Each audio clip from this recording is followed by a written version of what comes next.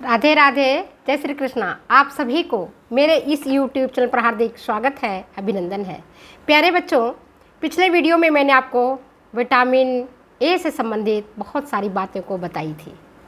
Examination नज़दीक है, चाहे आप पीजीटी की परीक्षा दे रहे हैं या टीजीटी की दे रहे हैं अथवा नेट या सेट की परीक्षा दे रहे हैं, तो आप जो बच्चे यूनिवर्सिटी परीक्षा भी देने जा रहे हैं, जिनका टॉपिक अभी फूड एंड न्यूट्रिशन है, उनमें अधिकांश क्वेश्चन कैसे पूछे जाते हैं इसके बारे में मैंने पिछले वीडियो में बताया था। आज भी बता रही हूँ। विटामिन ए, वसा घुलनशील विटामिन ए, विटामिन डी, इस पर बहुत क्वेश्चंस पूछे जाते हैं। 1.5 नंबर का भी क्वेश्चन पूछा जाएगा, 2 नंबर के भी क्वेश्चन पूछे जाते हैं, 5 नंबर के भी क्वेश्चन पूछे जाते हैं और बड़े क्वेश्चन भी पूछे जाते हैं। तो आज मैं आपको विटामिन डी के बारे में चर्चा करूंगी। पिछले वीडियो में मैंने आपको बताया था कि विटामिन ए और विटामिन डी वसा में घुलनशील विटामिन है।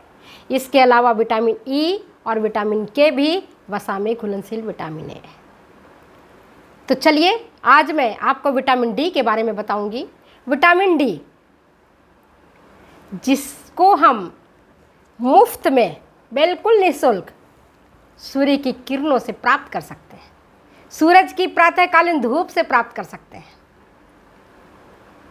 अगर आप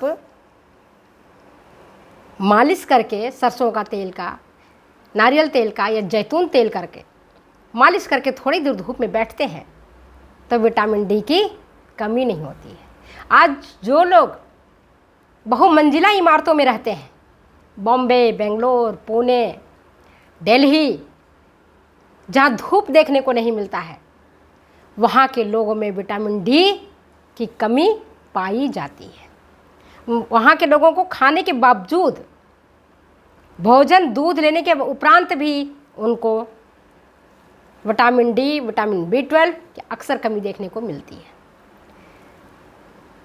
जबकि हमें मुफ्त में मिलता है। सूरज की किरणों से हमें प्राप्त होता है। हमारा बॉडी स्वयं विटामिन डी बना लेता है सूर्य प्रकाश की किरणों में।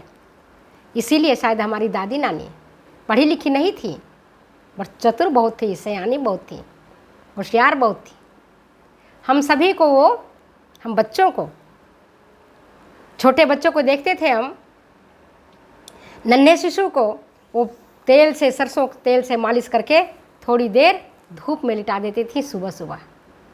उनको ज्ञान नहीं था कि धूप से विटामिन डी मिलेगा, पर उतना उनको ज्ञान था कि अगर हम बच्चे को धूप में लिटाएंगे तो उसका फ़ायदा उनको मिलेगा। तो आज हम विटामिन डी के बारे में थोड़ी सी चर्चा कर रहे हैं, थोड़ी सी इतिहास देखते हैं इसका। विटामिन डी को एंटी रैकेटिक विटामिन कहा जाता है। एंटी रैकेटिक विटामिन कहा जाता है, जिसको हम हिंदी में अस्थि विकृति नाशक विटामिन भी कहते हैं। अस्थि विकृति नाशक विटामिन भी इसको कहते हैं। और सबसे पहले 1919 ईस्वी में, 1919 ईस्वी में मेलेनबी ने यह खोज किया था कि रिकेट से पीड़ित कुत्तों को जब कॉड लिवर ऑयल खिलाया जाता है तो वह कुत्ते जिनको कॉड लिवर ऑयल खिलाया गया था, वह इस रोग से, रिकेट्स रोग से मुक्त हो गए थे। उनमें रिकेट्स रोग नहीं पाया गया। इसके बाद 1922 ईस्वी में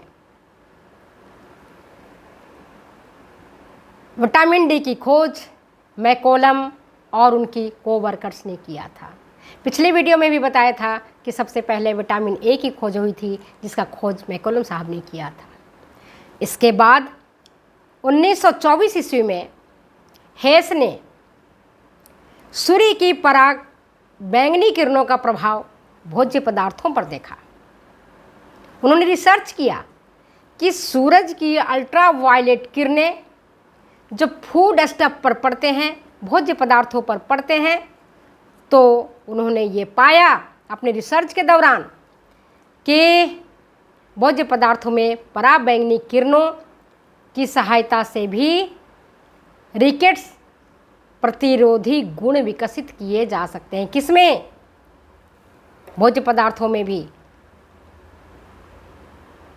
रिकेट्स प्रतिरोधी गुण विकसित किए जाते हैं। और फिर अन्य खोजों के दौरान ये साबित हुआ कि जिन तेलों में अस्टिरॉल होता है, तो अगर अस्टिरॉल युक्त तेलों को धूप में रख दिया जाए तो उस तेल में भी रिकेट्स प्रतिरोधक तत्व उपस्थित हो जाते हैं। क्या देखा इन्होंने? अस्टिरॉल युक्त तेलों को, जिन तेलों में अस्टिरॉल है, अगर उनको धूप में रख दिया जाए तो सूर्य की पराबैंगनी किरणों के संपर्क में आकर के वह तेल भी रिकेट्स, उस तेल में भी रिकेट्स प्रतिरोधक तत्व उपस्थित हो जाते हैं। इसके बाद रेरिंग और वॉन विज ने ये खोज किया, ये पता लगाया कि एक्टिव अर्गोस्टिरॉल से, क्या उन्होंने पता लगाया कि एक्टिव अर्गोस्टिरॉल से विटामिन डी को एक रवे के रूप में प्राप्त किया जा सकता है। और इन्होंने केवल बताया नहीं कि प्राप्त किया जा सकता है, बल्कि इन्होंने इसे करके बताया। इन्होंने बताया, रेरिंग और वॉन विज ने, कि एक्टिव अर्गोस्टिरॉल से विटामिन डी को क्रिस्टल के रूप में तैयार किया जा सकता है। इसके बाद सिंक ने 1937 ईस्वी में एक्टिव 7 डिहाइड्रोकोलेस्ट्रॉल, किससे? एक्टिव 7 डिहाइड्रोकोलेस्ट्रॉल से विटामिन डी को क्रिस्टल रूप में तैयार किया। तो आज मैंने आपको विटामिन डी से संबंधित कुछ महत्वपूर्ण जानकारी दी है। अगर प्रश्न ये पूछा जाता है विटामिन डी की खोज किसने की थी सर्वप्रथम, तो आपका उत्तर क्या होगा? विटामिन ए की खोज भी मैकोलम ने की थी और विटामिन डी की खोज ने मैकोलम और उनके साथियों ने किया था, उनके कोवर्कर्स ने किया था। दूसरा, किस विटामिन को एंटी रैकेटिक विटामिन कहा जाता है? तो आपका उत्तर होगा विटामिन डी को एंटी रैकेटिक विटामिन भी कहा जाता है, क्योंकि इस विटामिन के खाने से रिकेट्स नामक रोग खत्म हो जाते हैं, समाप्त हो जाते हैं। इसके बाद सबसे पहले मेलेनबी ने यह खोजा कि जिन कुत्तों में रिकेट्स रोग था, अगर उनको कॉड लिवर ऑयल, कॉड मछली के तेल को खिलाया गया तो वे कुत्ते स्वस्थ हो गए, रिकेट्स उनमें बिल्कुल नहीं था। मतलब पता चला कि विटामिन ए एक अलग चीज़ है और विटामिन डी एक अलग चीज़ है। विटामिन ए आपको आँखों के रोग को ठीक करता है, जबकि विटामिन डी आपको रिकेट्स रोग को ठीक करता है, हड्डी संबंधी रोग को ठीक करता है। इसके बाद रिसर्चेज होते गए और रिसर्चेज के दौरान ये पता लगा कि सूर्य की पराबैंगनी किरणों में अगर तेल को रख दिया जाए तो उसमें भी एंटी रैकेटिक प्रॉपर्टी पाई जाती है, उनमें कुछ तत्व उपस्थित हो जाते हैं। और आगे और खोज इसमें हुआ और ये पता चला 1937 ईस्वी में कि एक्टिव 7 डिहाइड्रोकोलेस्ट्रॉल से विटामिन डी को क्रिस्टल रूप में हम किस तरह से तैयार कर सकते हैं। तो आज मैंने आपको विटामिन डी से संबंधित कई महत्वपूर्ण जानकारी दी है। इससे प्रश्न कैसे पूछे जाते हैं, आप प्रश्न पर भी थोड़ा सा नज़र डाल लो। जैसे विटामिन का अवशोषण कहाँ होता है, किस अंग में होता है, किस रूप में होता है। विटामिन डी का प्रभाव से कौन से रोग हो जाते हैं।